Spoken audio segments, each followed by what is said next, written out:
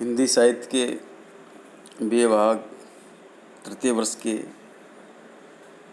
सभी विद्यार्थियों को मेरा नमस्कार। विद्यार्थियों, मैं Hanuman Prasad Meena, assistant professor government PG college Bayana, आपके सामने आपके पाठ्यक्रम में शामिल पुस्तक आधुनिक हिंदी कविता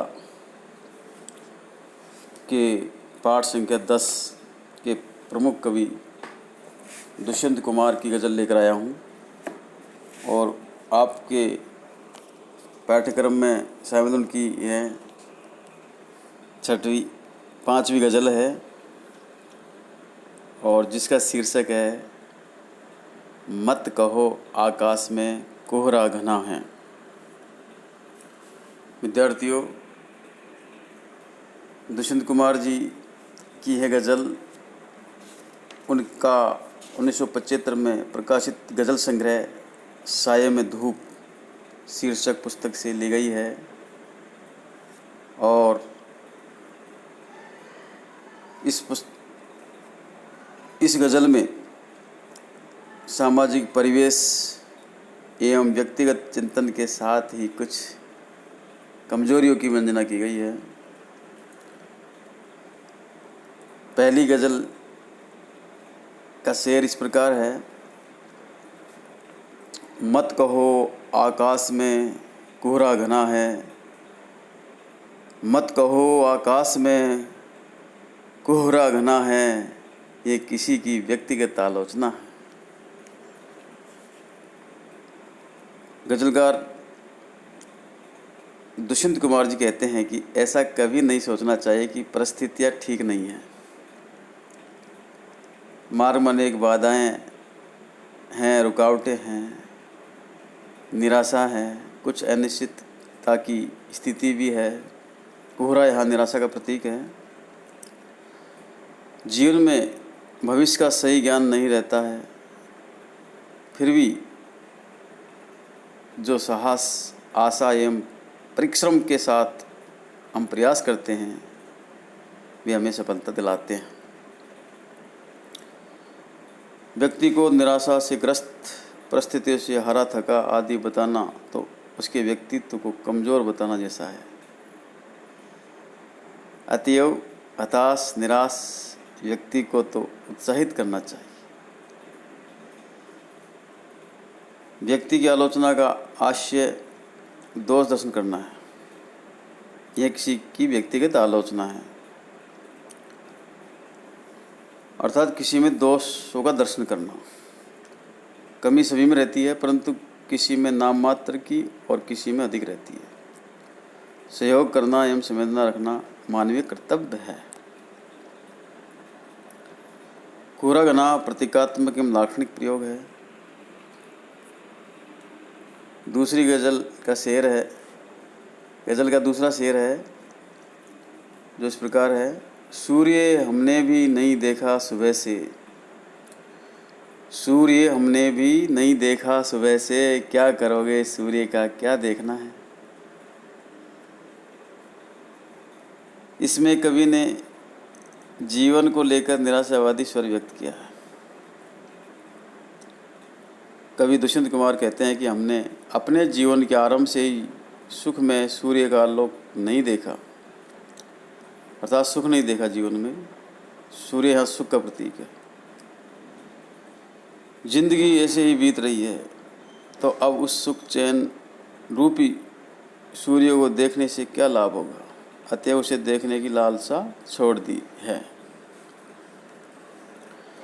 निराशा के साथ ही सहिष्णुता की वंदना इसमें हुई है। अभावग्रस्त लोगों का दृष्टिकोण प्रतीकात्मक रूप में व्यक्त हुआ है। अगली पंक्तियां हैं।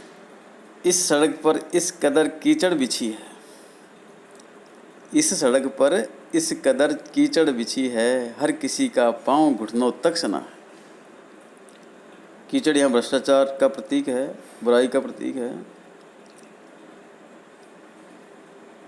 इसमें कवि दुष्यंत कुमार हमारे देश में व्याप्त भ्रष्टाचार आदि बुराइयों का प्रतीकात्मक वर्णन करते हैं और कहते हैं कि हमारे देश में सब और भ्रष्टाचार कदाचार रूपी कीचड़ फैली हुई है।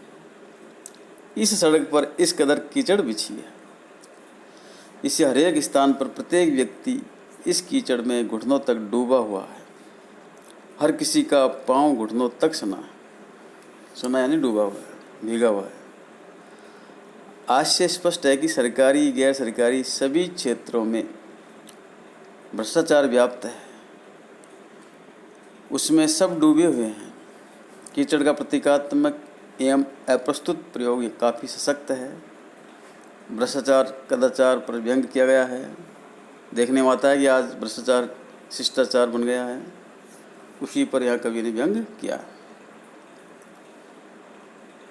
गजल की अगली पंक्तियाँ हैं। पक्ष और प्रतिपक्ष संसद में मुखर है, पक्ष और प्रतिपक्ष संसद में मुखर है, बात इतनी है कि कोई पुल बना है। इन पंक्तियों में हमारे देश के नेताओं की कार्यशैली पर आक्षेप किया गया है। गजलकार दुष्यंत कुमार जी कहते हैं कि हमारे देश की संसद में सत्ता पक्ष और विपक्ष के सभी नेता खूब बहस करते हैं, बढ़ चढ़कर बोलते रहते हैं। पक्ष और प्रतिपक्ष संसद में मुखर है, बात इतनी है कि कोई पुल बना है। उनकी बहसें देखकर ऐसा लगता है कि कोरे शब्दों का कोई पुल बना है जो कि उन सभी को आपस में जोड़ देता है। इन पंक्तियों में नेताओं की कोरी बहसबाजी पर व्यंग किया गया है। कवि की स्पष्ट बयानी यहाँ देखने योग्य है। अगली पंक्तियाँ हैं। रक्त वर्षों से नसों में खोलता है, रक्त वर्षों से नसों में खोलता है, आप कहते हैं क्षणिक उत्तेजना है। इन पंक्तियों में कवि दुष्यंत कुमार जी ने सामाजिक एवं प्रशासनिक क्रांति के कोरे नारों को लेकर कवि ने अपना आक्रोश व्यक्त किया। कवि दुष्यंत कुमार जी कहते हैं कि हमारे देश के सामाजिक जीवन में व्याप्त बुराइयों, विसंगतियों एवं विषमताओं को मिटाने के लिए लोगों की नसों में क्रांति लाने का रक्त खोलता रहता है,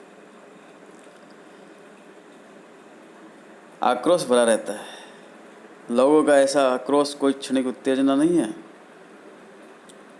केवल स्वार्थी नेताओं एवं उनके चमचों की बयानबाजी में ही कोरी उत्तेजना रहती है। इन पंक्तियों में उत्तेजना एवं आक्रोश वर्षों से है तो वह क्षणिक नहीं माना जा सकता, और यदि क्षणिक है तो वह ढोंग और कोरा दिखावा है। सामाजिक चेतना का स्वर स्पष्ट दिखाई देता है।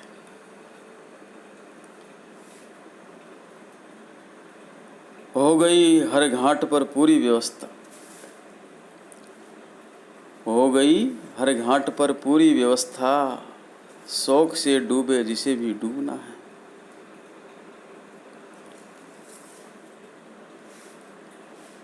इन पंक्तियों में गजलकार दुष्यंत जी कुशासन एवं भ्रष्टाचार के बढ़ने पर व्यवस्था व्यक्त करते हैं, जो आज हमारे देश में दिखाई देता है। हमारे देश की यहाँ पर कुव्यवस्था को इसमें स्पष्ट किया गया है। कवि दुष्यंत कुमार जी कहते हैं कि हर घाट पर डुबकी लगाने की व्यवस्था हो गई है, अर्थात हमारे देश में चारों तरफ भ्रष्टाचार फैल गया, कुव्यवस्थाएं फैली हुई है, अराजकता फैली हुई है। अब जिसे भी डूबना हो वह शौक से डूब सकता है। आज से स्पष्ट है कि शासन तंत्र के हर विभाग में, हर क्षेत्र में भाई भतीजावाद तथा भ्रष्टाचार, स्वार्थाचार का प्रचलन आम बात हो गई है। अब हर कोई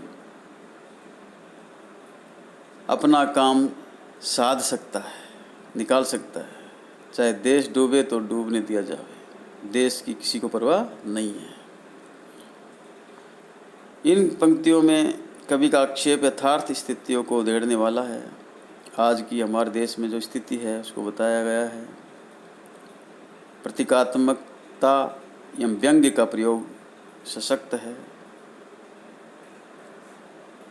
और इस गज़ल की अंतिम पंक्तियां हैं, दोस्तों अब मंच पर सुविधा नहीं है, दोस्तों अब मंच पर सुविधा नहीं है, आजकल नेपथ्य में संभावना है।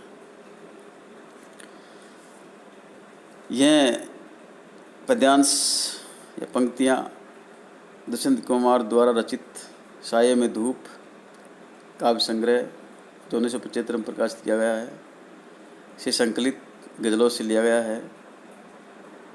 इसमें कवि ने समकालीन जीवन की विडंबना का निरूपण या चित्रण किया है। कवि कहता है कि हे मित्रों, अब मंच पर बैठने एवं अभिनय करने की सुविधा या स्थान नहीं है, यह मंच भर गया है। दोस्तों अब मंच पर सुविधा नहीं है, आजकल नेपथ्य में संभावना है, इसलिए अब पीछे के कक्ष में ही कुछ किया जा सकता है। नेपथ्य यानी पर्दे के पीछे का हिस्सा, अर्थात अब प्रत्यक्ष में ईमानदारी नहीं रह गई है।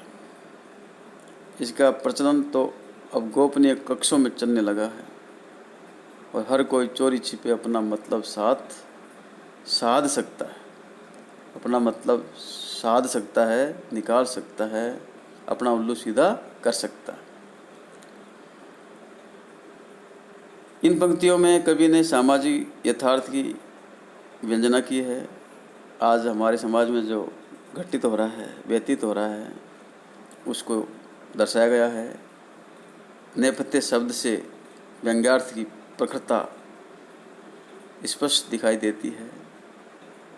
तो विद्यार्थियों, ये थी आपके पाठ्यक्रम में शामिल 5वीं गज़ल जो दुष्यंत कुमार द्वारा रचित है और यह 1975 में प्रकाशित उनकी पुस्तक साये में धूप नामक पुस्तक से अवतरित है।